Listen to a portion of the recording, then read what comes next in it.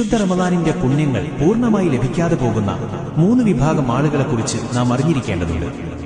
1. നോമ്പുണ്ട്, പക്ഷേ നിസ്കാരമില്ലാത്തവർ. നോമ്പനുഷ്ഠിക്കുമ്പോഴും നിസ്കാരത്തിൽ വീഴ്ച വരുത്തുന്നവർക്ക് ഈ പുണ്യമാസം നഷ്ടമാകുമെന്നാണ്. കാരണം പരലോകത്ത് അള്ളാഹുവിങ്കൽ ആദ്യം വിചാരണ ചെയ്യപ്പെടുന്ന കർമ്മം നിസ്കാരമാണ്. നിസ്കാരമില്ലാത്ത നോമ്പ് ആത്മാവില്ലാത്ത ശരീരം പോലെയാണ്. 2. പരദൂഷണവും ഏഷണിയും പറയുന്നവർ. ജനങ്ങൾക്കിടയിൽ പരദൂഷണവും ഗീബത്ത് ഏഷണിയും പറഞ്ഞു നടക്കുന്നവർ സൂക്ഷിക്കുക. അസത്യവർത്തമാനങ്ങളിൽ നിന്നും മോശമായ സംസാരങ്ങളിൽ നിന്നും വിട്ടുനിൽക്കാത്തവൻ അന്നപാനീയങ്ങൾ ഉപേക്ഷിച്ചതുകൊണ്ട് മാത്രം അവന്റെ നോമ്പ് അള്ളാഹുവിങ്കൽ സ്വീകാര്യമാവുകയില്ലെന്ന് റസൂലുള്ളാഹി സ്വല്ലല്ലാഹു അലൈഹി വസല്ലം പഠിപ്പിച്ചിട്ടുണ്ട്. 3. മാതാപിതാക്കളോട് പിണങ്ങിക്കഴിയുന്നവർ.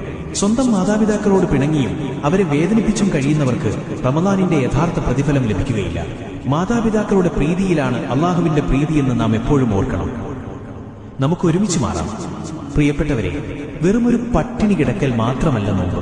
അത് നമ്മുടെ ശരീരത്തെയും മനസ്സിനെയും ശുദ്ധീകരിക്കാനുള്ള വലിയൊരു അവസരമാണ്. നിസ്കാരത്തിലും സൽക്കർമ്മങ്ങളിലും നമുക്ക് കൂടുതൽ ശ്രദ്ധാലുക്കളാകാം. നമ്മുടെ നാവുകൊണ്ട് മറ്റൊരാളെയും വേദനിപ്പിക്കാതിരിക്കാൻ ശ്രമിക്കാം. മാതാപിതാക്കളോടും കുടുംബത്തോടും എപ്പോഴും ചേർന്ന് നിൽക്കുക. ഈ അറിവ് നിങ്ങളിൽ മാത്രം ഒതുക്കാതെ നിങ്ങളുടെ സുഹൃത്തുക്കളിലേക്കും പ്രിയപ്പെട്ടവരിലേക്കും എത്തിക്കുക.